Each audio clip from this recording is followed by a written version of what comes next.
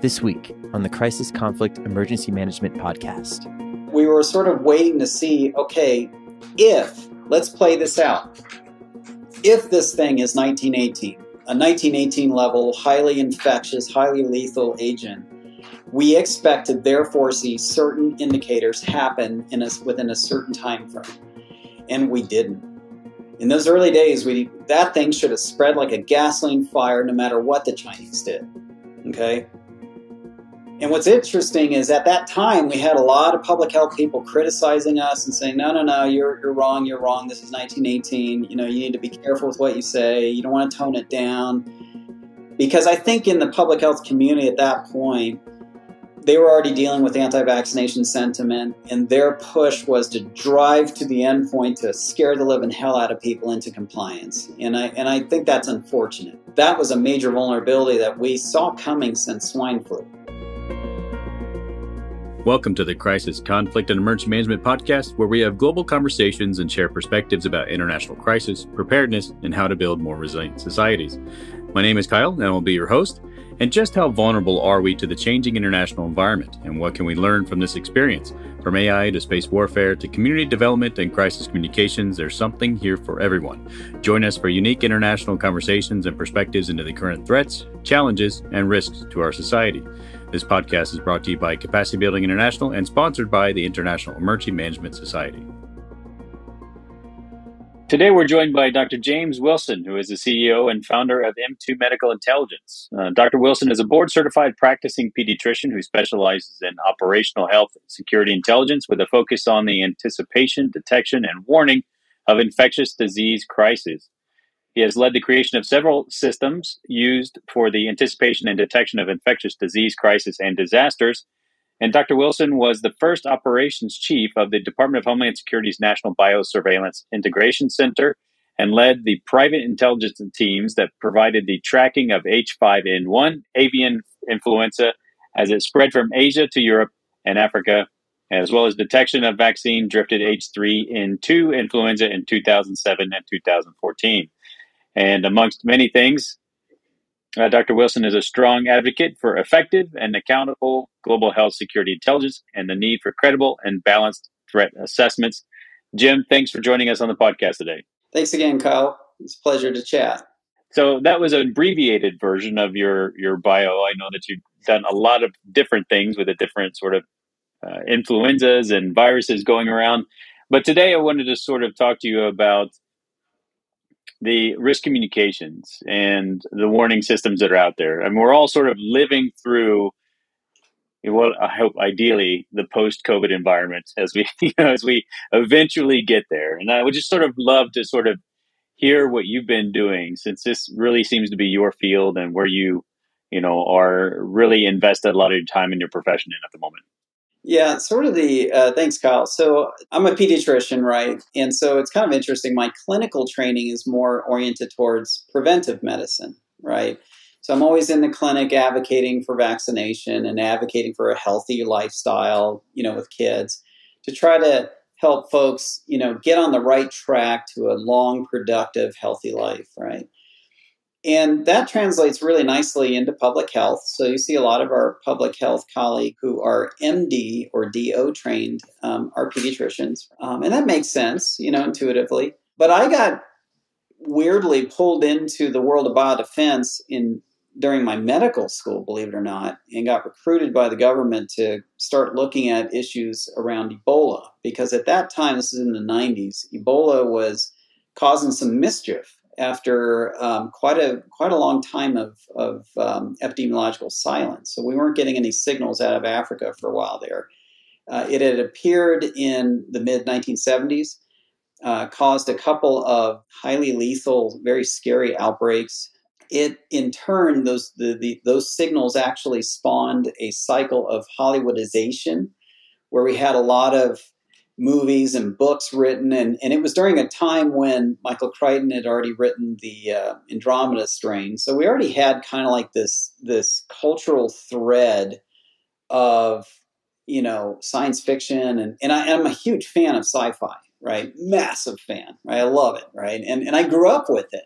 And if you remember too, Kyle, you might be old enough to remember that, in the late 1970s, early 80s, there were all these disaster movies too. So you also had not just outbreaks, epidemics, but you also had movies about airplanes crashing and earthquakes and volcanoes and, and so, it's kind of like America was a little obsessed with the disaster world, and I guess emergency management back then. So things come around in cycles, right? And so here we are again dealing with, the Hollywood aspect of that.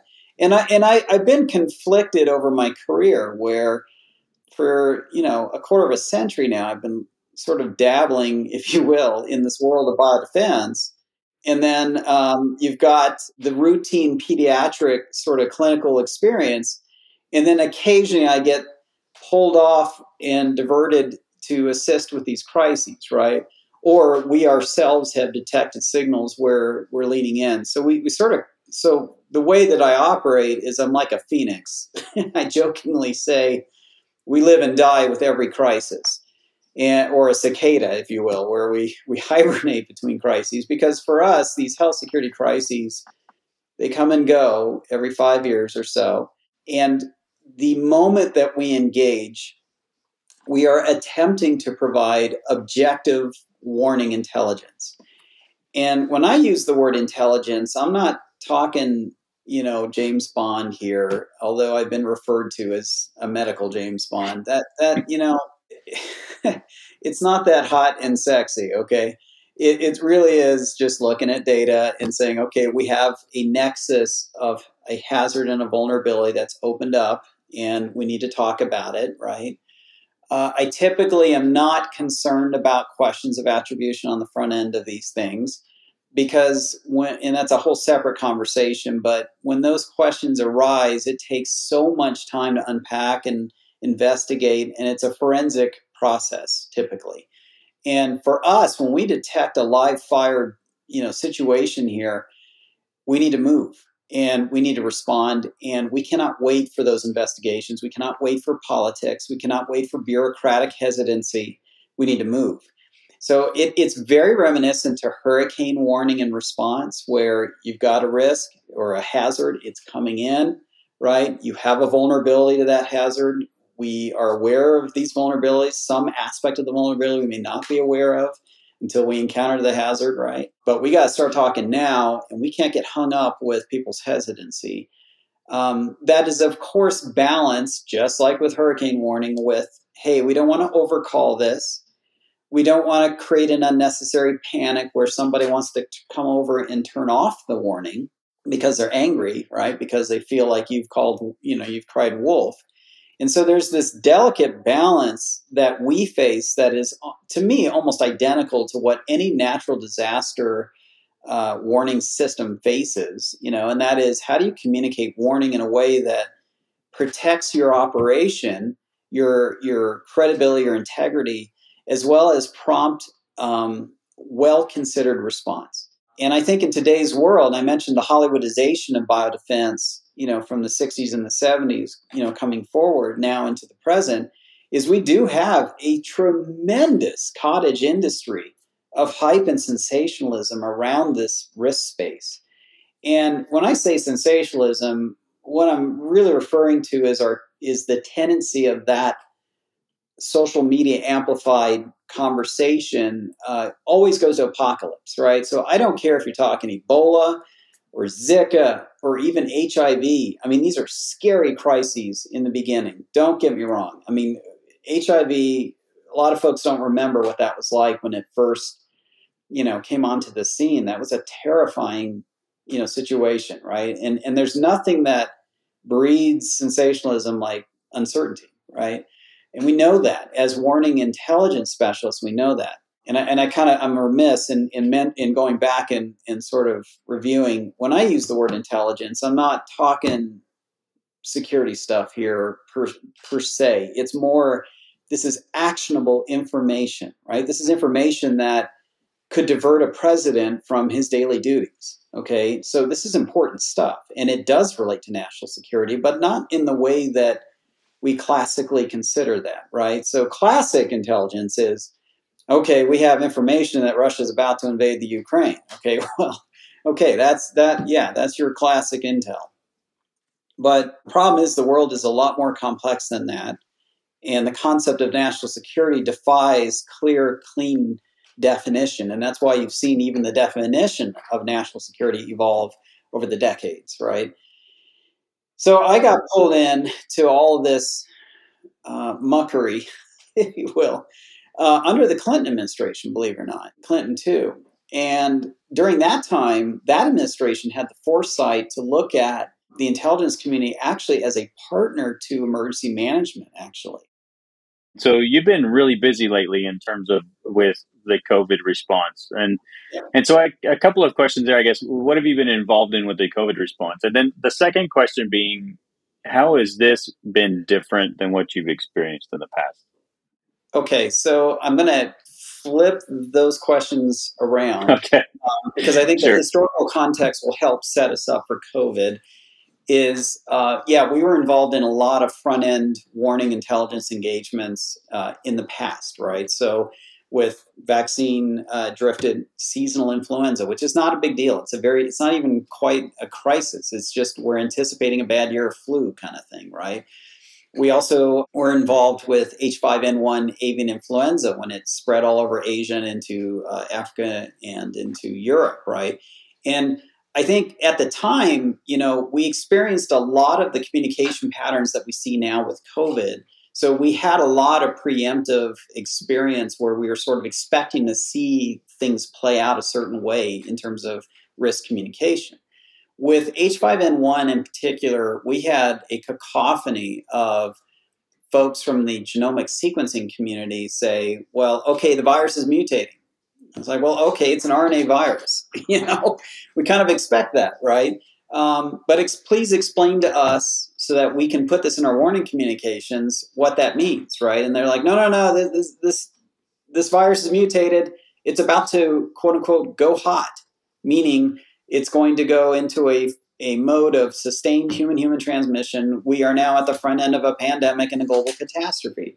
Because H5N1, if you recall back then, that was a virus that killed at a kind of a high rate, right? And so we were worried about, okay, if this is a highly lethal agent, this is going to be a catastrophe, right? And it was scary.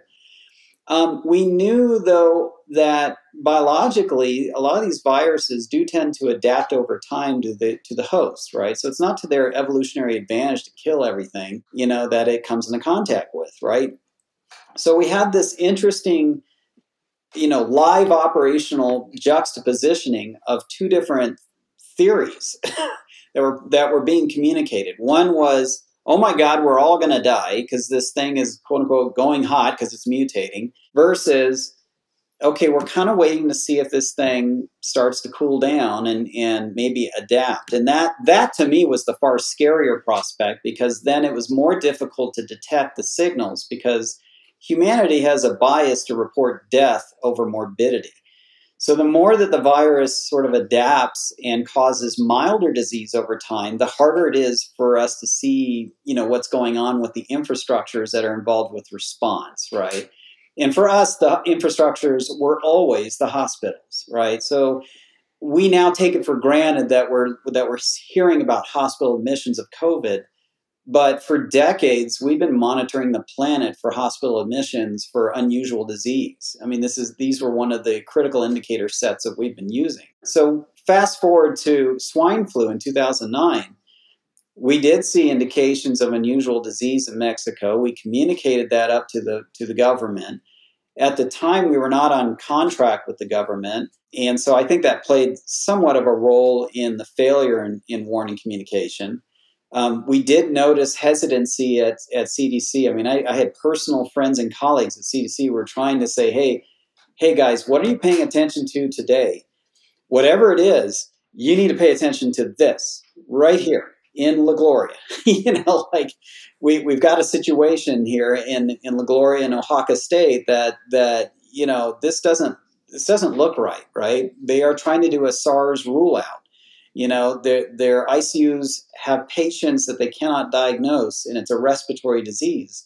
And respiratory viruses make us the most nervous, historically, because of exactly what has now played out with COVID, right? Because these things tend tend to go. You can't get containment very easily, right?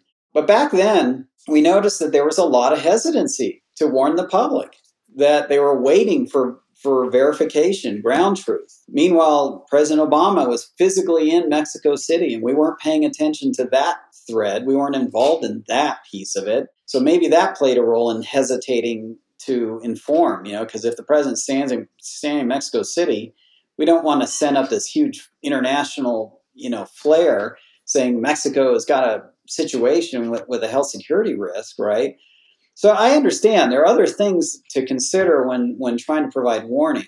The problem is by the time, public health got around to issuing the warning, the virus is already in New York City, had already killed people, right? And so it's kind of like, well, what level of tolerance and warning delay do we have, as a society? And I think that the problem with a lot of these stories that we tell is we don't have commissions that review the warning process after each of these events. I don't care if it's HIV, Zika, Ebola, Marburg, whatever, right? I don't care if it's a lab accident, naturally caused. We don't sit down and review the warning process. What went right? What went wrong? How did that connect to response? What response actions were done? Typically what we see is people just will completely ignore the warning signal unless it comes from CDC. So if CDC is hesitating, because, rightfully so, they can't breach public trust, right? They need to have ground truth and verification, so on and so forth. The problem is these viruses, they don't care about our bureaucratic process. We are so heavily connected by air traffic. Basically, the way we operate now is by the time we detect something, I don't care where it is on the planet, there's a chance that that entity could already be inside the nation, already transmitting, and that to some extent was true with COVID, right?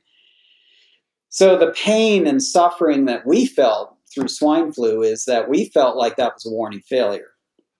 The detection was a success. The initial communication of the warning was a success, but overall it was a failure because it was not communicated effectively and early enough to our healthcare infrastructures.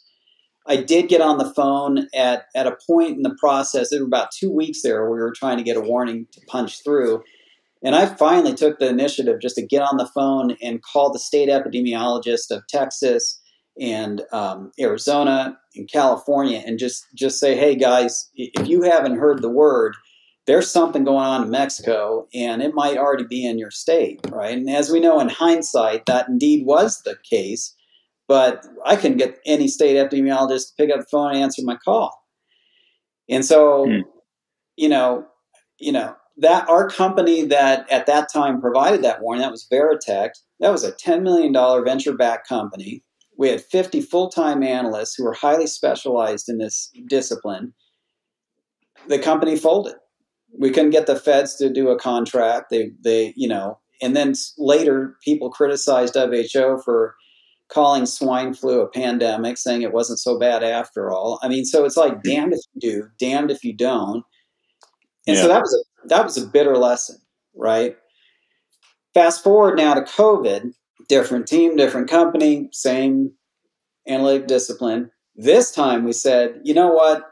We learned our lesson. We're going to make sure that we have trusted relationships established before this stuff happens.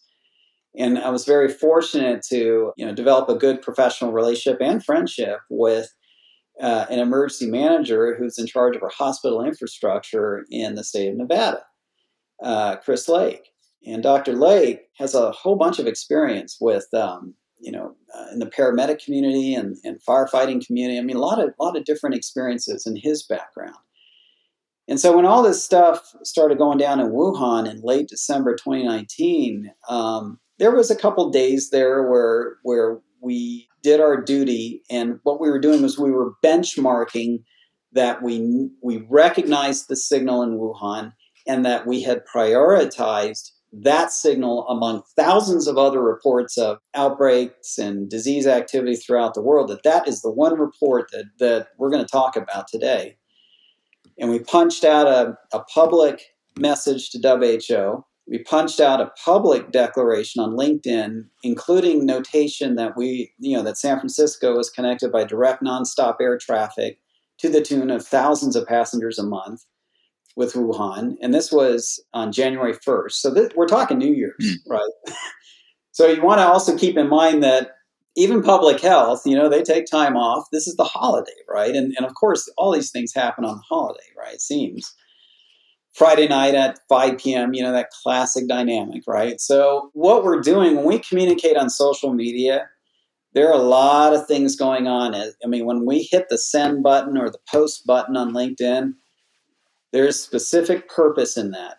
And the purpose in noting that on LinkedIn was to tell the right people, we are engaged, we are tracking, we are not hyping, we are not panicking, but we are aware. And we consider this a priority signal until proven otherwise. And we'll begin to escalate our communications accordingly, depending on what we perceive to be the magnitude of the hazard. So it's exactly like hurricane warning. You start with a tropical depression and you work your way through the categorizations in your communications process. And the hazard can escalate or de-escalate depending on what's going on with the hazard, right? And so in the case of Wuhan, we began that initial process.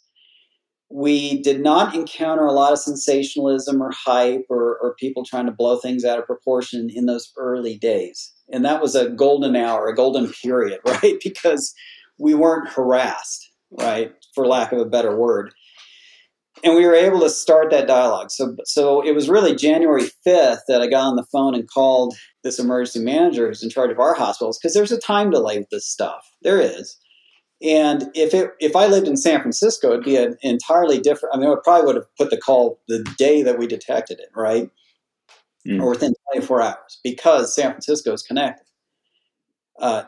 Nevada, on the other hand, we're a couple steps removed in the network. It's still possible. All it takes is one passenger. We know that to fly in there. But we knew that there was a little bit of time delay, and there's a cascade of indicators spread that we're looking for geographically, right?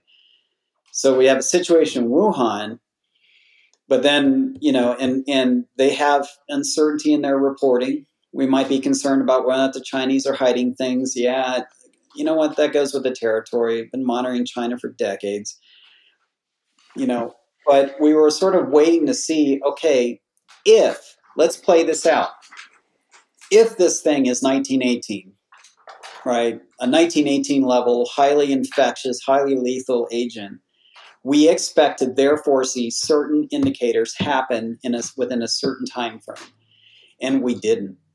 In those early days, that thing should have spread like a gasoline fire no matter what the Chinese did. Okay?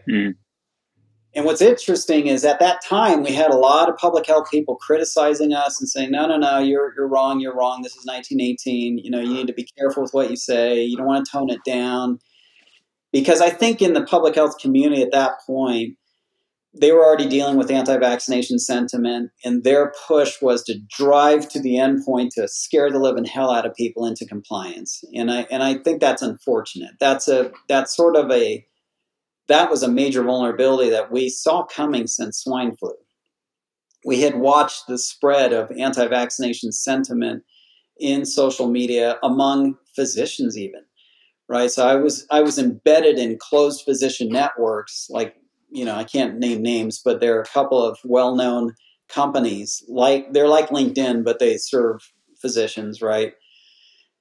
And I was watching seasoned old school physicians, some of whom were in charge of residency programs, training physicians, spreading gross misinformation about vaccines. And that was a very concerning pattern. We tried to share that strategic intel with CDC. They blew us off, right? In my opinion, they totally ignored us. And so I was like, well, all right, this is going to come back to bite us eventually. And I would say it did with COVID, for sure. All the shenanigans around flu vaccination came back to bite us, in spades. So really what I'm hinting at is that conversation on January 5th with our emergency manager. We did not care what the president was doing. We did not care what DOD was doing. Look, this is a civil matter. We're connected by direct nonstop air traffic. Our country is, right? And therefore, after lessons learned, it's like these hazards, they don't care about our societal or bureaucratic processes. We need to find other ways of ensuring resilience, right? And we'll figure out the details later, unfortunately, right? Because you got to move. And so on that January 5th phone call, we reviewed the strategic intelligence. We're like, hey, remember, we've talked about these other issues before, just heads hit, let the games begin, as my colleague had said. And I remember that conversation, and he was right, is that a lot of politics started coming in as the days went by and the weeks went by. In January and February, let's come back to what we didn't see. So we didn't see gasoline, sort of the gasoline fire transmission that we were expecting. So we were expecting to see patients light up. We were expecting to see multiple of these megalopolitan foci of high population density population centers, right? We were expecting them to become, bam, abruptly overwhelmed with this virus, where everyone across China and across Asia were saying, oh my God, what just hit us? And within 6 weeks, see this intense pulse of grossly overwhelming patient demand, ICU demand, death, right? We didn't see that. So we were expecting Hong Kong and Singapore to say those things. So fine, China, maybe they were effective with censorship. Maybe we couldn't see what was going on in China as well as we wanted to. Well, okay, there's always Hong Kong and Singapore, right? Because history had shown that eventually it gets to Hong Kong, Singapore, and then you get a clearer signal. So once it hit there, what we noticed in January is that those two locations actually handled the first wave pretty well. They did not did they see a surge of hospitalizations? Yes. Did they see a few ICU admissions? Yes. Did they see 1 or 2 fatalities? Yes. Nothing like what they are seeing currently. Now, that's a really, really important point. And I consider it validation of our initial assessments, because currently they are now experiencing serious strain. They had it together for that first wave, but this subsequent wave is really causing trouble. Why? Because the virus has now mutated and adapted, and now it's infecting so many people that, yes, on an individual basis, the risk might be lower for death for you as the individual. But so many people get infected that eventually the numbers catch up to you, and then you get that flood, that surge. The ringer in all of this, though, was so during this period of basically we're talking like January and into February, we started to see a substantial increase in sensationalism and just random, Harvard-trained epidemiologist gets on Twitter and says, the reproduction number's 5, we're all going to die. So we started to see, and that's a true story, we started to see the same communication patterns that we saw during H5N1, where people were looking at sequences and they were looking at mathematical modeling and they were running the models to infinity and coming back and saying, here's your fear appeal without any context. This is we're going to be completely toast, right? Now, I've got gray hair, and so, maybe I'm old enough to sort of look back in history and say, well, was that the kind of leadership that Winston Churchill exhibited during World War II? A time of extreme fear, fully validated fear, right? Do you want someone leading you into battle who is shrill and driving you to apocalypse? Right? Is that helpful for response? We know we have to mount up and go. What we don't need is fear, fear, fear, fear, fear. What we need is, okay, let's talk about what we don't know, but let's talk about what we do know, and let's talk about the points of reassurance that if we come together, we can manage this. It's going to be bad, but we'll get through this together. And I think that was the lesson of Churchill's risk communication strategy, right? Is the only thing to fear is fear itself, right? These kinds of phrases that we heard back then, some may say, oh, well, you're blowing off the crisis. No, that's not what we're doing. What we're trying to do is not overgun the anxiety, because we're still counting on people to show up for work. We're still counting on a nurse who might be a single mom showing up in the ICU wearing N95 gear where we're not quite sure what's going on with the critical medical supply chain, much of which is rooted in China, by the way. So there's a lot of stuff going on back then where we were trying to encourage people to exhibit some degree of restraint, cool it with the talk about lab accidents, right? We don't need talk of bioweapons and lab accidents during this period. Inappropriate, right? And not wise, given that, you have these other elements that are not being well discussed going on behind the scenes that are critical points of uncertainty that we need to be careful, right? And what I saw was just this explosion of we had no bounds. And I do think that it's rooted in that cultural trend that dated back decades of the Hollywoodization of the discipline, right? The sensationalism in the cottage industry and biodefense. All things go to apocalypse, right? There's no chance of, come on, guys, like Zika. They referred to Zika as a pandemic. I disagreed with that terminology because pandemic is a thoroughly squishy term, right? It's not like hurricane warning where you actually have criteria to declare it a category 1, 2, 3, 4 storm. You have this wide open term that can be interpreted a million different ways, it seems, depending on who you talk to. And I remember getting on another podcast and saying, well, to me, again, I'm just going old school here. Pandemic means no human can escape contact with this agent. This thing is going to spread pole to pole, right? And yet now, in today's world, a pandemic means a regional epidemic. Did Zika spread all over the planet, pole to pole, where no human could escape contact? No, it did not. And we had one biodefense commentator get on to CNN and try to compare it to HIV because it's an RNA virus that could be transmitted through sexual contact. Well, so can Ebola, right? Again, it's the extension of the what if into the thinner edges of probability, but also into the thinner edges of we can't really define the probability. What is the use in doing that if you don't have a concrete, here's what you do about it on the back end of that that's clearly communicated, right? And so, again, I do feel like, and I'm conflicted, I would not have had a career if I weren't inspired by the Hollywoodization, if I wasn't inspired by the books that were written by some of these commentators in the biodefense community and journalists in the biodefense community who inspired me to do what I do now. So it's a double-edged sword, right? But again, so February, we get into February 2020. We were guiding, it's kind of like, I sort of jokingly also refer to myself as a midwife. I'm helping somebody deliver a crisis. And I want you to put a toe in the hot tub.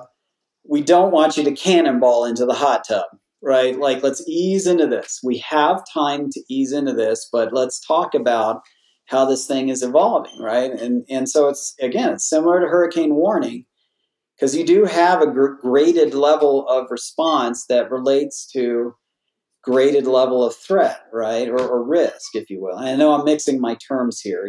Some folks get bent out of shape if I use the word threat, but, risk, okay? But in February, late February, we did note with a high degree of concern what was going on in northern Italy.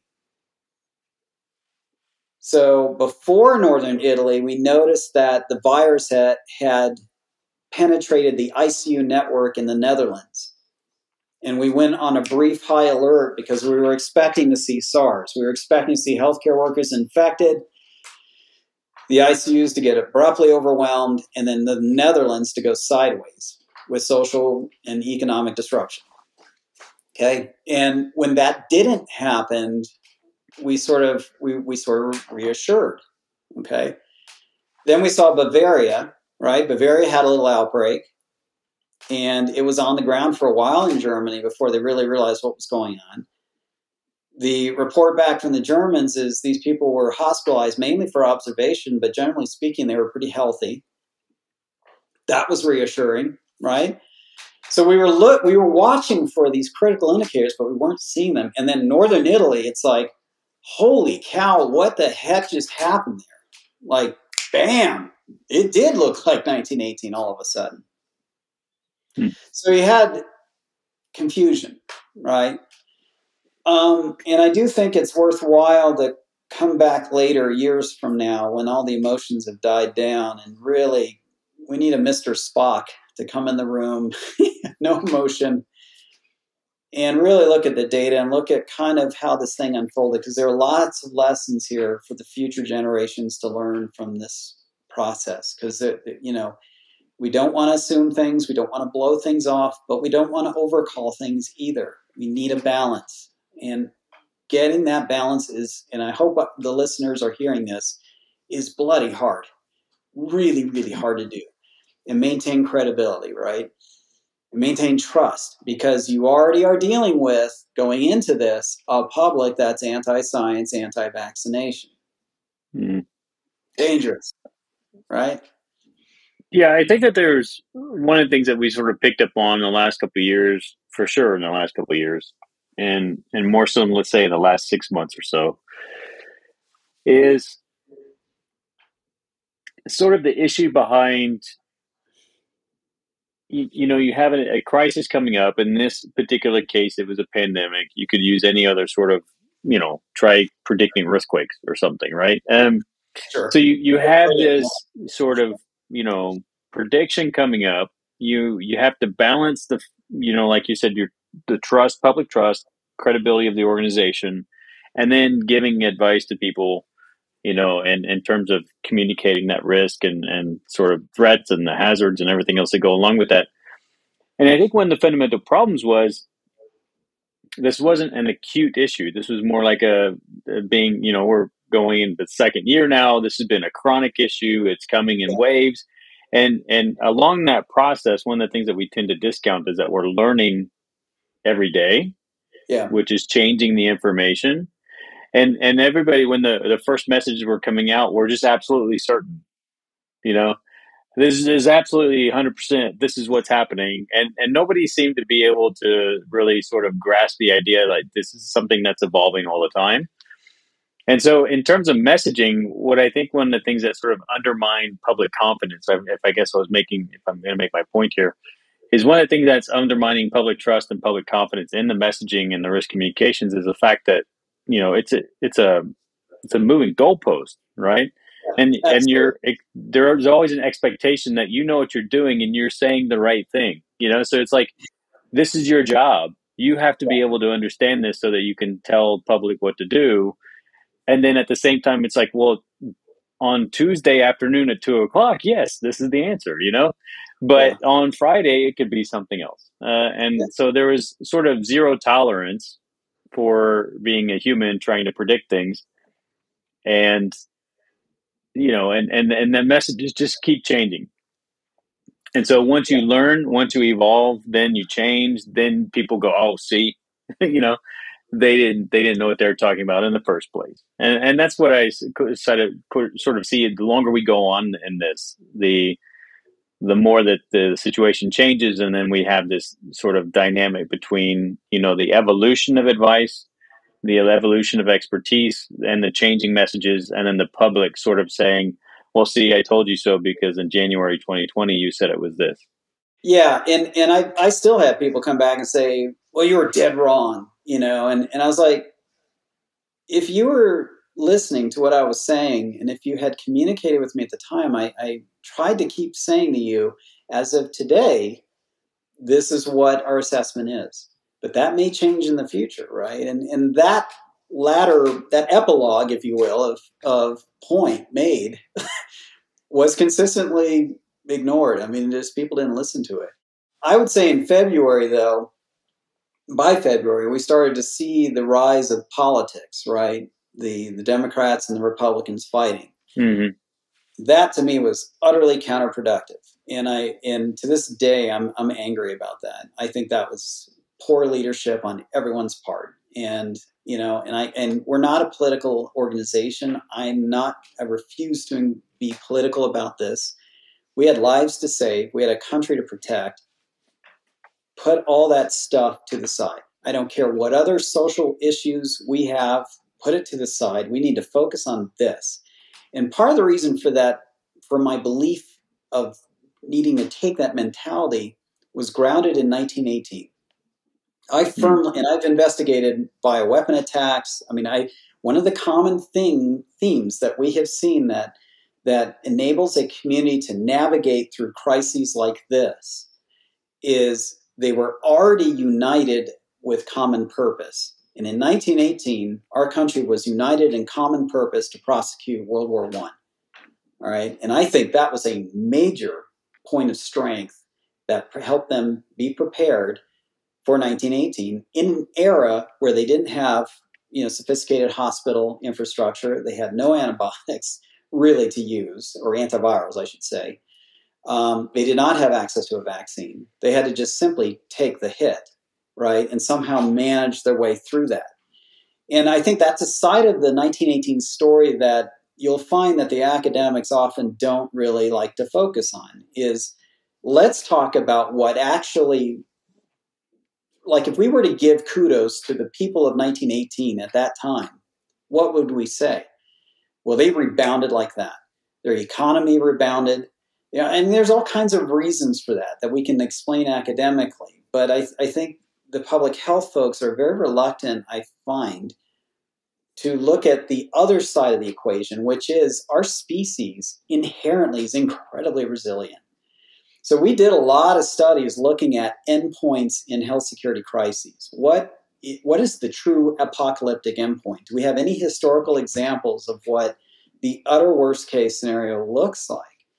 And what you'll find is that despite us wanting to have attention and priority and funding for the work that we do, you're kind of hard pressed to find a pandemic or find a health security crisis that ended with the extinction of a human community. It is really rare to find that. So we are incredibly resilient as a species. Simply ask the planet Earth. We have unbridled growth, right? We always have, right? And yes, we have been forced to hesitate with our population growth from time to time because of epidemics. Yes, we know that. But not all epidemics, again, go to apocalypse. And I do think, I agree with you, is that the messaging, I think some of that comes from public health perceiving that they can't be wrong. They're not allowed to be wrong, right? Ever, right? And you can understand why, because they're advocating for pharmaceuticals, right? And that's not a clean thing either, right? Like it's not 0 or 1. The vaccine, works to prevent horrible outcomes, but it's not an absolute ironclad guarantee. You can still have a patient die who's fully vaccinated, right? Because they have other things going on, right? So the messaging, and I think the way that we teach our kids, and I mean, this extends through our education system. I mean, there's no black and white in biology, right? It's a shifting of gray and a mitigation of probability, right? And that's the way, I've always looked at this stuff. And I think that the relative ease, I should say, with which I was able to sort of come into the warning intelligence world as a physician is because we have got a Bayesian network sitting in our heads every day we see patients. You come in and see me, you got a fever. Well, I know right off the bat that does not mean Ebola. Okay, you've got a fever. Odds are you're going to do just fine. It's an illness. You're going to do just fine. But I'm going to tell you what to look for, right, to prompt you to go to the emergency room if things don't really, on the off chance that things don't go well.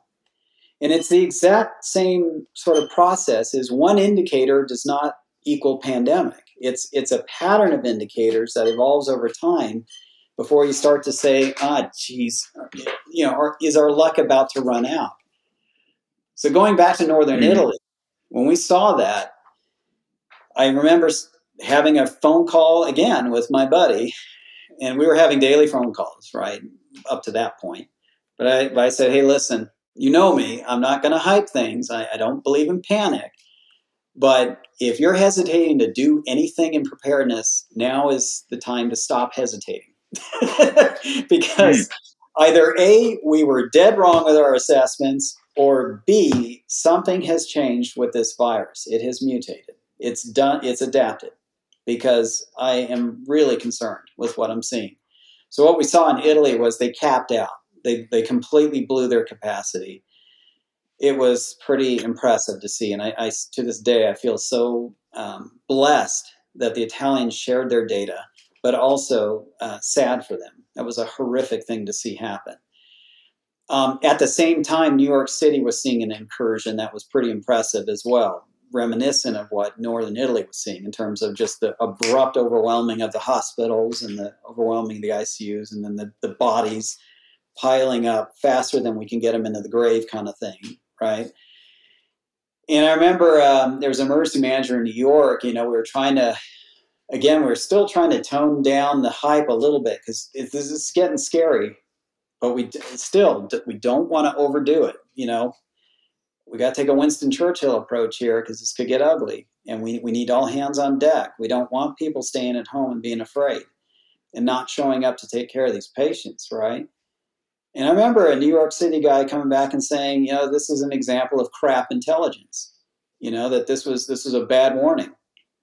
And I peeled off to the side and said, hey, listen, I want to understand why you're saying that. What's your perspective? And he felt like that they just didn't get adequate warning from New York City's perspective. But NYC was not our client. We had no trusted relationships with anybody in NYC. No one's paying us to do anything for New York. And so that was, if I were to go back and say that point of regret, that's an example where regretfully we weren't able to have that dialogue with New York in the weeks leading up to that. Because I think he would have felt differently had we had that trusted dialogue. And I do think, from his perspective, I agree with him. The warning intelligence for him in New York City was crap. Now, it wasn't until August, months later, that we saw the genomic sequencing reporting from the academic community. It was a national lab. And that was when they first highlighted that spike protein was stabilizing and enabling the virus to transmit much more efficiently, which explained what happened in, I think, Italy. But it also explained why we didn't see that same pattern in Singapore and Hong Kong. So, forensics, right? Right? So you get that information after the fact, and it's like, well, okay, that's academically interesting, but that didn't help us at the time. And so my comment for the future generations is be prepared to pivot on a dime. So when we developed the hospital surveillance system that our state now has used for all 5 of our waves, we were leveraging the warning intelligence that we originally acquired from Wuhan to use. We used the requirements, like you need to collect this data element, this data element, this data element, because this is what's going to happen. That anticipatory intelligence was what led to the creation of our system, which predated the federal system by a month. By the time we stood it up, though, because we didn't have funding to do it, and by the time we got funding, courtesy of Italy's experience, we suddenly got a pop of funding to be able to stand this thing up and pay the contractors to do it. By the time we got this thing up and running, we noticed that we were already in the first wave. So talk about reactive surveillance, right? We were already in it. And actually, as it turns out, the first wave wasn't so bad. But the way that this stuff works risk communication-wise is the most dangerous period of response when it comes to health security crises is the first contact with the first wave. That is the most dangerous period because of lack of familiarity. Once we get through a wave or two, now your infrastructure, your responders have dealt with it. They've gone through multiple rounds of this. They know what to expect. And yes, there may be variations from wave to wave, but now we kind of understand what we're dealing with, right? And so, again, uncertainty. You got to navigate that initial period effectively. And again, these nuances, I think, we're just completely lost in the noise And that's unfortunate. And, fast forward to current, I totally agree with you. People are fatigued. They're done. We've gone through this now in our location. We've gone through this 5 times now. We know what we're doing. We don't need hype. We are sick of hype. It's kind of like, come on, guys, tone it down. The conversation around the subvariant Omicron, yes, noted, genetic change, but tell me, so what? Right? And the so what for us is, if you've got a country where this subvariant is in dominance and they're experiencing overwhelming ICU admissions because of it, that's so what, right? And that has my full attention. If you're dealing with a country that just has a surge of hospitalizations, but no surge in ICU admissions and no surge in ventilator use, that's kind of a so what. But that's also an artifact of testing everybody upon admission, too, with a highly transmissible virus, right? If you know what I mean? So, there's the social media and news media generated warning signal, which is like no boundaries, wide open, goes to apocalypse always. And then there's ground truth, right? And so for us, we are so fortunate and blessed to have, going back to basic emergency management principles, that trusted relationship that bridges the ground truth, the warning intelligence, all of it, with seasoned emergency response that knows not to just react to media reports, but we're in a constant cycle of trust but verify. I think the narrowness of the current wave of Omicron, that shot up and then resolved pretty quickly, that's an indication of how transmissible this agent is, but also a signal of reassurance. With broader penetrance into the society, you have also natural immunity, which is another interesting ringer in all this risk communication stuff. We noticed that the more we highlighted Sweden, for example, who controversially just let it rip in the first wave, we've noticed that their waves of ICU admissions have steadily declined with each wave. And I do think that that's partly because they have allowed natural immunity to buffer the effect, as controversial as that is. Now, that's in direct conflict with public health response, which is pushing vaccination, which, to be crystal clear, we advocate for as well. Get vaccinated. Don't play games with this. Save our hospital infrastructure, get vaccinated. But you'll notice that we don't like talking about what's going on with natural immunity because we can't really measure it accurately.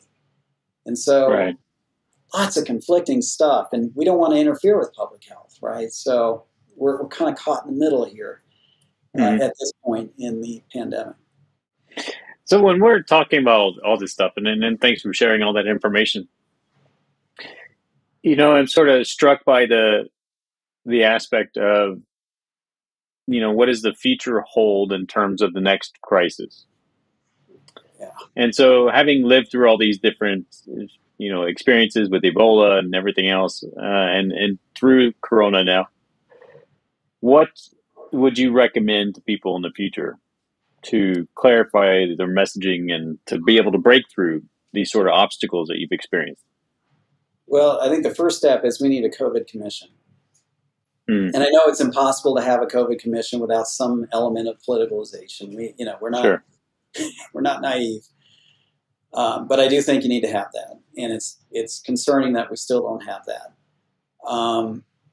And maybe politically, we're not going to be ready to have that for another 10 years. I get it, but we need to have that. We need to have a structured process of reviewing and warning intelligence successes and failures with each of these crises. We need to capture lessons learned. We need to have corporate memory as a nation, as an international community around these events. We do not have that. In talking with our allies, they don't have cells of people that do this work. It's disturbing. We do have elements of biosurveillance in our government system, but it's notable that we do not have a persistent, sustained corporate entity, and I don't care if it's government, private, nonprofit, doesn't matter, a National Weather Service-like entity that does warning. Now, that's very different than forecasting. forecasting is reliant on a given baseline of data that is well-structured, well-maintained surveillance for known disease, right? And so CDC's new forecasting center, that's an interesting and helpful step, potentially. But if you don't have the warning piece that goes with it, it's going to be limited, right? And it indeed has been limited. You know, the future is a dangerous environment, in my opinion, because we have an increase in the lack of structure to how we communicate warning. And it's thanks to social media, it's thanks to mass media, and it's thanks to the cacophony of individuals who now have a soapbox to stand on without any inhibition whatsoever to say anything. And I would say that they could criticize me and say the same thing about me. Okay, so fair enough. But let's just admit to all of ourselves, there's no structure here. And without structure, you know, there is a risk that we're going to screw up warning for the future. What we need, so that's one side of it on the communication side. But now you've got a public that has now lived through this. And their livelihoods have been affected. Right? So for those families that didn't lose a loved one or a close family friend, their perception is this has all been hype. So I would argue that we have even bigger issues with public distrust. So that's dangerous. For those folks who actually lost a loved one, you know, I would say, well, a lot of the concern was validated for them as they saw direct personal impact, right? And that's what makes these types of crises very tricky, is the minority are affected, but the majority are affected indirectly through economic stuff, right? And the disruptions to their lives.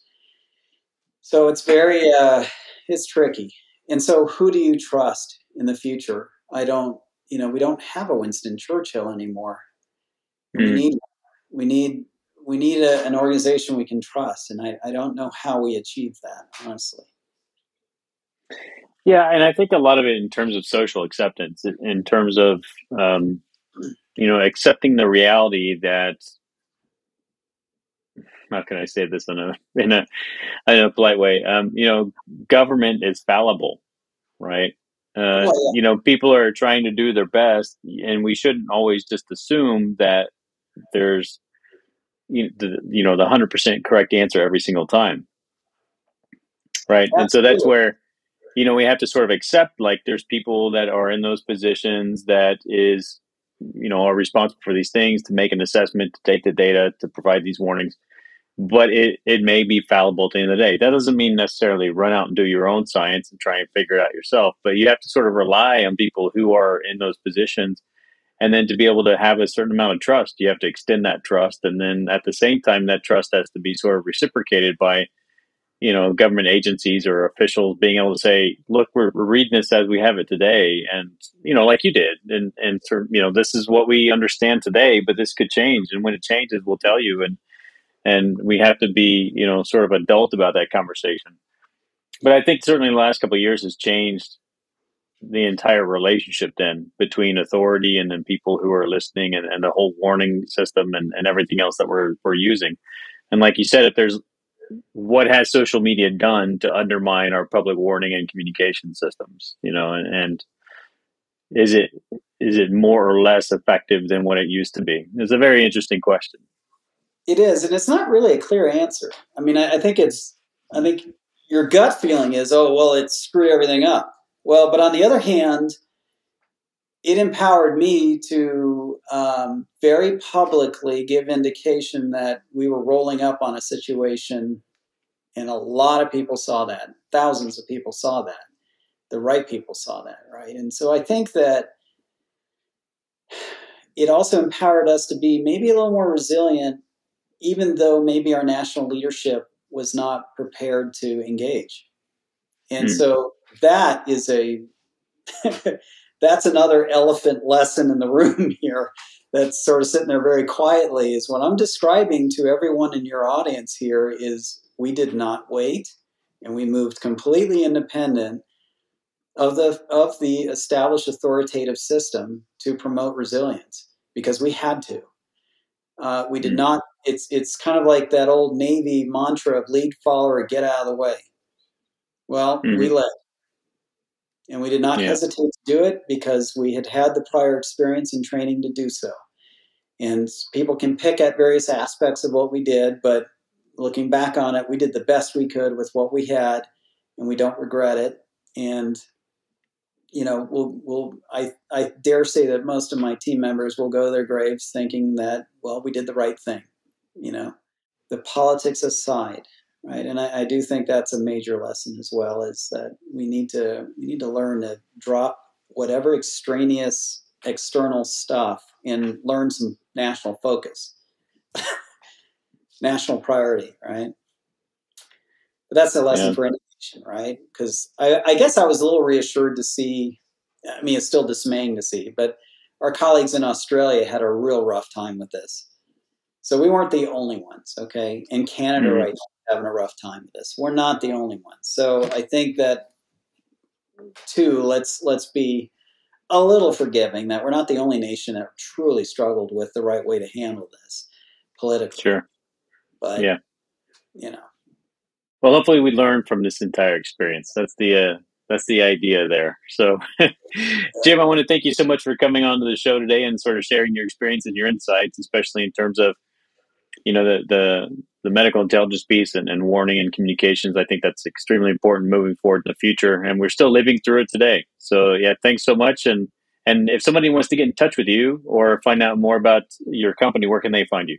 We're at m2medintel.com. They can certainly reach me by my email address, which you have, and I'm on LinkedIn.